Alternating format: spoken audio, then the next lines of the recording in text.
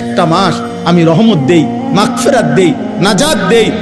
এক একটা নেকিকে আমি 70 গুণ না, শুধু হাজার লক্ষ কোটি গুণ নেকি বাড়ায়া দেই।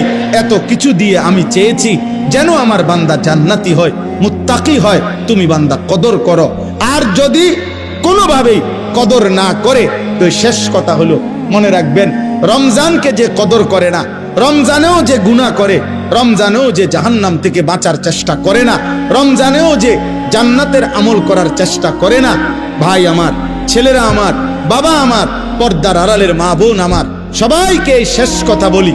আল্লাহ রসুল বলছে, জিব্রাইল আইসা রমজানের শেষ দিন নবীজিকে আইসা বলে গেছে, ইয়া রাসূল আল্লাহ, এত বড় রমজান পেল, ইফতার, সাহারি, তারাবি, এতেকাফ, শবে কদর, প্রতি ঘন্টা মিনিটে এত মাফ নেওয়ার সুযোগ থাকার পরেও যেই নাফরমান জাহান্নাম থেকে বাঁচার চেষ্টা করে নাই, গুনাহ থেকে আল্লাহর কাছে মাফ নেয় নাই, জান্নাতের জরুর আশা পূর্ণ করতে পারে নাই, আমল করতে পারে নাই, খোদার কসম নবীজি বলছে, জিব্রাইল আইসা বলছে, ইয়া রাসূলুল্লাহ, এমন নাফরমানের উপরে আল্লাহর লানত, আল্লাহর লানত, লানত, লানত। নবী বলছে আমিন, আমিন। মানে নবী বলছে, হ জিব্রাইল, আমিও বললাম আল্লাহ, এমন লানত আপনি কবুল করেন এই নাফরমান উম্মতের উপরে, আমি নবীরও লানত। যা,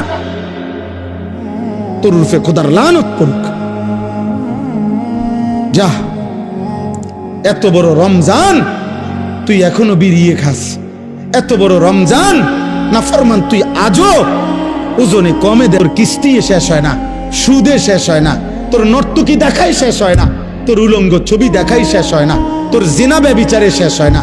তুই বেটি গত 11টা মাস বাজারে বাজারে ঘুরলা, এখনো রমজান, রমজান আইজও তোমার জুতা কিনা, থ্রি পিস কিনা শেষ হয় না। যা, গুনাহ থেকে বাঁচতে যেহেতু পারলাই না, জাহান্নাম থেকে বাঁচার চেষ্টা করলাই না, তো জিব্রাইল বলছে আল্লাহ তার উপরে লানত দিছে, জিব্রাইলও লানত দিছে। নবী বলছে আমিন, আমিও দিলাম। যা, তোর উপরে খোদার গজব পড়ুক। এরপরে এই নাফরমানকে বাঁচাবে কে? হ্যাঁ বলেন? অতএব বাবা, তামসা করো, কোনো অসুবিধা নাই। আমাদের সামনে মাহে রমজান, আমাদের সামনে মাহে রমজান। আল্লাহ তাআলা বলছে, ইয়া আইয়ুহাল্লাযীনা আমানু, হে ঈমানদারগণ, তোমরা আমার, পৃথিবীর আর কেউ শুনুক আর না শুনুক, মুমিন, তুমি বলতেছো তুমি মুমিন, তুমি বলছো তুমি মুসলমান, তোমার মুখ দিয়ে তো তুমি লা ইলাহা ইল্লাল্লাহ বলতেছো, তোমার মুখ দিয়ে তুমি মুহাম্মাদুর রাসূলুল্লাহ বলছো। অতএব আমি তোমার কাছে চাচ্ছি, কুতিবা আলাইকুমুস সিয়াম, তোমাদের জন্য আমি রোজাকে ফরজ করলাম, কামা কুতিবা আলাল্লাযীনা মিন ক্বাবলিকুম, তোমাদের পূর্ববর্তী ঈমানদারদের উপরেও আমি রোজা ফরজ করেছিলাম। কেন? লাআল্লাকুম তাত্তাকুন। আল্লাহ বলছে, গত 11 মাসে আমি চেয়েছি তোমাকে মুত্তাকি বানাইতে। আমি 11 মাস ধরে বলছি, ইত্তাকুল্লাহ, ইত্তাকুল্লাহ, ইত্তাকুল্লাহ, আল্লাহকে ভয় করো, আল্লাহকে ভয় করো, আল্লাহকে ভয় করো, আল্লাহকে ভয় করো। কিন্তু কোনো পাত্তা দিলা না বান্দা, কোনো পাত্তা দিলা না। ঠিক আছে বান্দা, যাও, আমি আল্লাহ আবারও দয়া করে সব বাদ দিলাম, 11 মাস বাদ, যাও, একটা মাস মাত্র এবার, আইয়ামাম মাদুদাত, 30টা দিন, গোনা গোনা 30 দিন, 31 দিন হবে না, 32 দিন লাগবে না, 30 দিন, 30 দিন, কথা কথাই, প্রয়োজনে একদিন কমায় এলামু, 29 দিন, হয় 29, নয় সর্বোচ্চ 30। 30টা দিন তুমি রমজান পালন করবা, একটা গুনাহ করবা না, চুরি, ডাকাতি, জিনা, ব্যভিচার, মদ, জুয়া, অশ্লীলতা, বেহায়াপনা, অসভ্যতা, নোংরামি, বেপরদিগি, উলঙ্গতা, অসভ্যতা, হারাম উপার্জন করবা না। আর জিকির করবা, তিলাওয়াত করবা, রোজা রাখবা, ইফতার করবা, সাহারি খাবা, তারাবি পড়বা, শেষ দশকে এতেকাফ করবা, শবে কদর তালাশ করবা, প্রতিদিন কাঁদবা, দোয়া করবা, মুনাজাত করবা। একটা মাস গুনে গুনে আমার ইবাদত আমলে কাটাইবা, গুনাহ থেকে বেঁচে থাকবা। আল্লাহ বলেন, আমি 30 দিনেই তোমারে মুত্তাকি বানায়া জান্নাতি বানায়া দেব, লাআল্লাকুম তাত্তাকুন। আল্লাহ তাআলা বলছে, বান্দা, কঠিন হবে না, কষ্ট হবে না, দেখো তুমি নিয়ত করলে পারবা। এখানে আছে, ইউরিদুল্লাহু বিকুমুল ইউসরা ওয়ালা ইউরিদু বিকুমুল উসরা। আল্লাহ তাআলা বলে, বান্দা, আমি যেমনে যেমনে রমজান সাজাইছি, রমজান, রোজা, ইফতার, সাহারি, তারাবি, এতেকাফ, শবে কদর, যেটা যেমনে সেটিং করছি, আল্লাহ বলে বান্দা বিশ্বাস করো, আমি আল্লাহ খেয়াল রাখছি তোমার যেন সহজ হয়, কঠিন যেন না হয়। এইভাবে আমি আল্লাহ বিধানটা আমি নিজের হাতে সাজাইছি। ইউরিদুল্লাহু বিকুমুল ইউসরা, তোমার কঠিন হবে না, তোমার কঠিন হবে না। আমি জানি তোমার ভিতর বাহির, তোমার শরীরের যোগ্যতা কদ্দুর, এটা আমি দিছি বান্দা। তোমার শরীর স্বাস্থ্য, তোমার জীবন যৌবন আমি দিছি। তুমি অসুস্থ প্রচন্ড, কোনোভাবেই তুমি পারবা না, তো ঠিক আছে, ফামান কানা মিনকুম মারিদান, তুমি যদি প্রচন্ড অসুস্থ হও, যে অসুস্থতা রোগ বেড়ে যাবে রোজা রাখলে, তো ঠিক আছে, যখন সুস্থ হও তখন তুমি কাজা করে নিও। আল্লাহ বলছে লম্বা পথ সফর করবা, তোমার কষ্ট হবে মুসাফির, ঠিক আছে, তুমি ওই সময় রোজা ছেড়ে দিও, অন্য সময়ে যখন বাড়িতে থাকবা কাজা করে নিও। তুমি যদি একেবারে বৃদ্ধ দুর্বল হও, যে আর কোনোদিন সবল সুস্থ রোজা রাখার মতো যোগ্যতা তোমার ধারণা আর কোনোদিন হবে না, তো আল্লাহ বলেন অসুবিধা নাই, যাও ফিদিয়াতুন তুআমু মিসকিন, প্রত্যেক রোজার বিনিময়ে এক সাদকায়ে ফিতির, রমজানে যে ফিতরা দেন এই ফিতরা পরিমাণ একজন মিসকিনকে খাবার বা সমপরিমাণ মূল্য তুমি দিয়ে দাও। আল্লাহ বলেন সব রকমের সুযোগ রাখছি। প্রচন্ড দুর্বল হলে কি করবা, মুসাফির হইলে কি করবা, একেবারে বৃদ্ধ হইলে কি করবা, এইভাবে গর্ভস্থিত নারী যার গর্ভে বাচ্চা আছে তার জন্য কি করতে হবে, আল্লাহ তাআলা বলেন আলাদা আলাদা করে বলছি, কঠিন কিছু বলি নাই। সন্ধ্যা থেকে নিয়ে সুবহে সাদিক পর্যন্ত খাও, পান করো, স্বামী স্ত্রী মিলামেশা করো, সুবহে সাদিক থেকে সূর্যাস্ত পর্যন্ত শুধু এইটুকু সময় খাদ্য খাবার থেকে বিরত থাকো। শেষ দশক ইতিকাফের চেষ্টা করো, বেজর রাত্রিগুলো সবে কদর তালাশ করো, গুনাহ কইরো না। বাজারে তো সারা বছরই যাইতে পারবা, কাপড় লুঙ্গি শার্ট শাড়ি থ্রি পিস জুতা এ তো সারা বছরই কিনতে পারবা। একটা মাস আমি রহমত দেই, মাগফিরাত দেই, নাজাত দেই, এক একটা নেকিকে আমি 70 গুণ না শুধু হাজার লক্ষ কোটি গুণ নেকি বাড়ায়া দেই। এত কিছু দিয়ে আমি চেয়েছি যেন আমার বান্দা জান্নাতি হয়, মুত্তাকি হয়। তুমি বান্দা কদর করো, আর যদি কোনোভাবেই কদর না করে তো শেষ কথা হলো মনে রাখবেন, রমজানকে যে কদর করে না, রমজানেও যে গুনাহ করে, রমজানেও যে জাহান্নাম থেকে বাঁচার চেষ্টা করে না, রমজানেও যে জান্নাতের আমল করার চেষ্টা করে না, ভাই আমার, ছেলেরা আমার, বাবা আমার, পর্দার আড়ালের মা বোন আমার, সবাইকে শেষ কথা বলি। আল্লাহ রসুল বলছে জিব্রাইল আইসা রমজানের শেষ দিন নবীজিকে আইসা বলে গেছে, ইয়া রাসূলুল্লাহ, এত বড় রমজান পেল, ইফতার, সাহারি, তারাবি, এতেকাফ, শবে কদর, প্রতি ঘন্টা মিনিটে এত মাফ নেওয়ার সুযোগ থাকার পরেও যেই নাফরমান জাহান্নাম থেকে বাঁচার চেষ্টা করে নাই, গুনাহ থেকে আল্লাহর কাছে মাফ নেয় নাই, জান্নাতের জরুর আশা পূর্ণ করতে পারে নাই, আমল করতে পারে নাই, খোদার কসম নবীজি বলছে, জিব্রাইল আইসা বলছে, ইয়া রাসূলুল্লাহ, এমন নাফরমানের উপরে আল্লাহর লানত, আল্লাহর লানত, লানত, লানত। নবী বলছে আমিন, আমিন, মানে নবী বলছে হ জিব্রাইল, আমিও বললাম আল্লাহ এমন লানত আপনি কবুল করেন এই নাফরমান উম্মতের উপরে, আমি নবীরও লানত, যা তোর রূপে খোদার লানত পড়ুক, যা। এত বড় রমজান তুই এখনো বিড়িয়ে খাস, এত বড় রমজান নাফরমান তুই আজও ওজনে কমে দে, তোর কিস্তি শেষ হয় না, সুদে শেষ হয় না, তোর নর্তকী দেখাই শেষ হয় না, তোর উলঙ্গ ছবি দেখাই শেষ হয় না, তোর জিনা ব্যভিচারে শেষ হয় না। তুই বেটি গত 11টা মাস বাজারে বাজারে ঘুরলা, এখনো রমজান, রমজান আইজও তোমার জুতা কিনা থ্রি পিস কিনা শেষ হয় না, যা। গুনাহ থেকে বাঁচতে যেহেতু পারলাই না, জাহান্নাম থেকে বাঁচার চেষ্টা করলাই না, তো জিব্রাইল বলছে আল্লাহ তার উপরে লানত দিছে, জিব্রাইলও লানত দিছে, নবী বলছে আমিন, আমিও দিলাম, যা তোর উপরে খোদার গজব পড়ুক। এরপরে এই নাফরমানকে বাঁচাবে কে? হ্যাঁ বলেন? অতএব বাবা তামসা করো, কোনো অসুবিধা নেই, এই কথা শেষ আমার। মনে রাখো, হাসি কান্না, আনন্দ বেদনা, সুখ দুঃখ, হ্যাঁ, আনুগত্য অবাধ্য, ঈমান কুফর, কোনো কিছুতেই পৃথিবী থামে না, তুমিও থামতা না, একদিন কবরেই চলে যাইত। হাসলেও কাঁদলেও, সুখে থাকলেও দুঃখে থাকলেও, ইমানদার হইলেও নাফরমান হইলেও, আনুগত্য থাকলেও আনুগত্য না থাকলেও, সেজদা দিলেও মৃত্যু হবে, সেজদা না দিলেও মৃত্যু হবে। সেজদা দিতে দিতে আব্দুল কাদের জিলানী হইলেও মৃত্যু হবে, নাফরমানি করতে করতে ফেরাউন নমরুদ হইলেও কি হবে? অসুবিধা নাই, কোনো অসুবিধা নাই।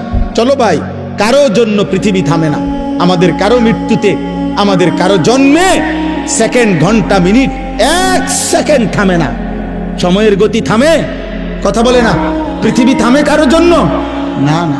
কোন ক্ষমতাধরের মৃত্যু আর কোন ফকিরের মৃত্যু, সময়ের কাছে সবাই বরাবর।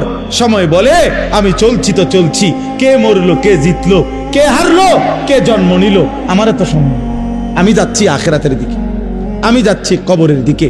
অকুল্লুম ফি ফালাকিন ইয়াসবাহুন। আল্লাহ বলে সব কিছু তার নির্ধারিত কক্ষপথে, গন্তব্যের দিকে, মানে আখিরাতের দিকে চলছে, সব চলছে। আমরা সবাই যাচ্ছি কোন দিকে? কথা বলে না। আমরা যাচ্ছি কোন দিকে ভাই? আখিরাতে, আখিরাতের দিকে।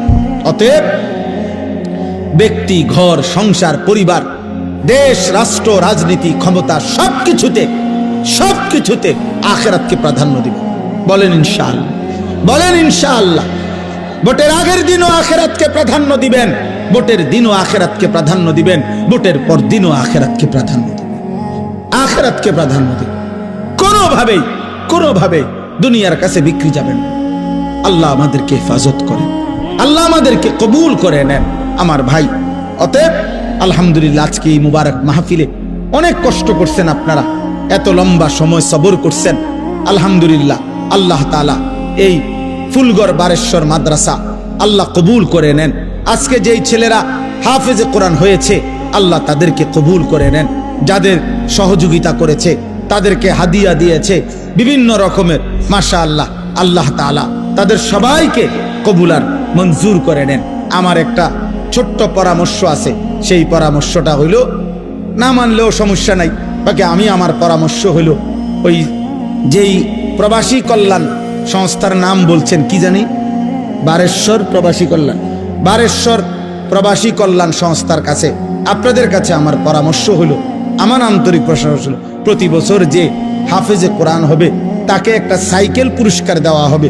সাইকেল পুরস্কারের সাথে কোরআনের হাফেজের কি সম্পর্ক আমি এটা বুঝলাম না, আমার এটা মাথার ধরল না। সাইকেলের সাথে কোরআন হেফজের সাথে সম্পর্ক কি হইল?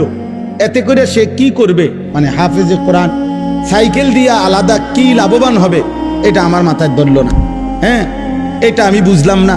এই জন্য আমার পরামর্শ হলো, কোনো হক্কানি মুত্তাকি আলেমে দিন থেকে পরামর্শ নিয়ে আপনি জেনে নেবেন যে কোনো তালেবে ইলমকে, কোনো মাদ্রাসার ছাত্রকে, কোনো হাফেজে কোরআনকে কি পুরস্কার দিলে তার উত্তম হবে, তার সারা জীবনের এলেম অর্জনের জন্য কাজে লাগবে, পড়ালেখার জন্য কাজে লাগবে। এখন এইটা দিয়ে যদি সে কালকার থেকে গোটা 1 মাস চরকির মতো সারাটা মুরাদনগর গড়ে, তাইলে প্রবাসী কল্যাণ সংস্থার নেকি কি হবে আমি বুঝি না। এই জন্য আমি এটা ফিরাইয়া নিতে বলি না।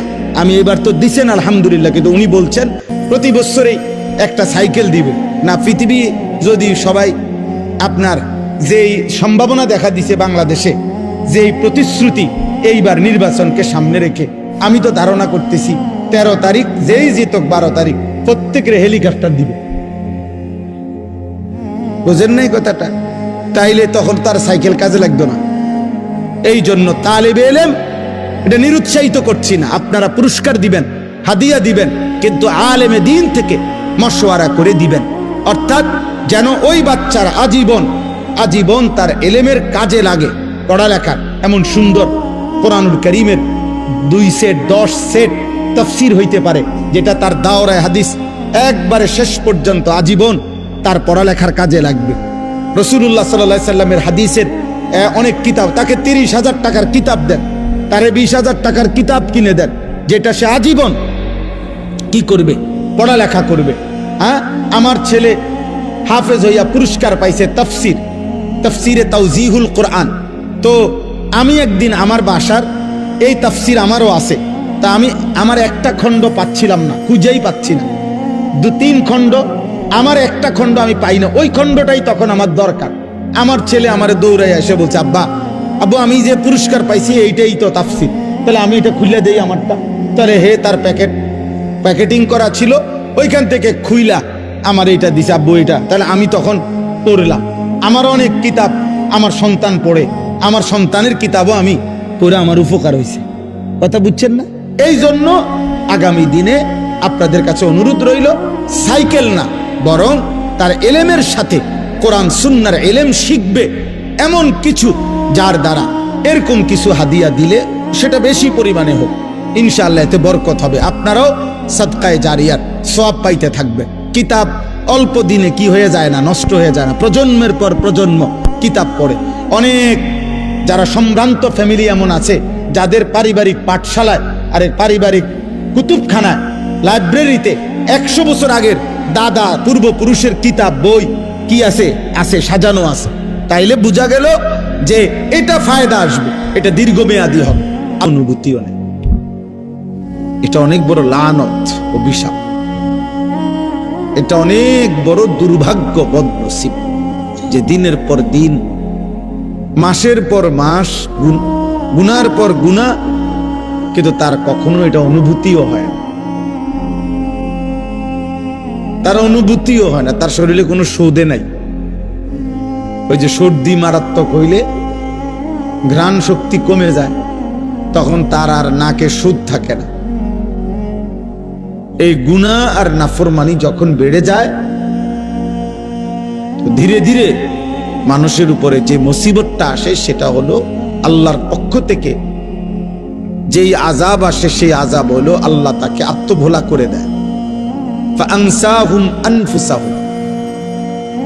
এজন্য তাফসীরের মধ্যে আছে, কোন মানুষের উপরে দুনিয়াতে আল্লাহর সবচেয়ে বড় শাস্তি কি? দুনিয়াতে সবচেয়ে বড় শাস্তি তাকে আল্লাহ আত্মভোলা করে দেয়, আপন ভোলা।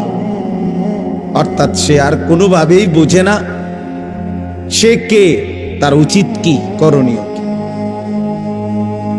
খাইতেছে, ঘুমাইতেছে, পেশাব করতেছে, পায়খানা করতেছে, ঘুমাইছে তো ঘুমাইতেছে, মুতে ধরছে তো একখান দিয়ে মুতে দিছে।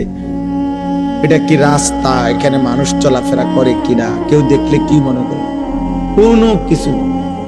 হালালও খায়, হারামও খায়, গালিও দেয়, সালামও দেয়, মদও খায়, মধুও খায়, মাকেও দেখে, বোনকেও দেখে, আবার মোবাইলে টেলিভিশনে নর্তকীও দেখে, আপন স্ত্রীও দেখে, উলঙ্গ ছবিও দেখে।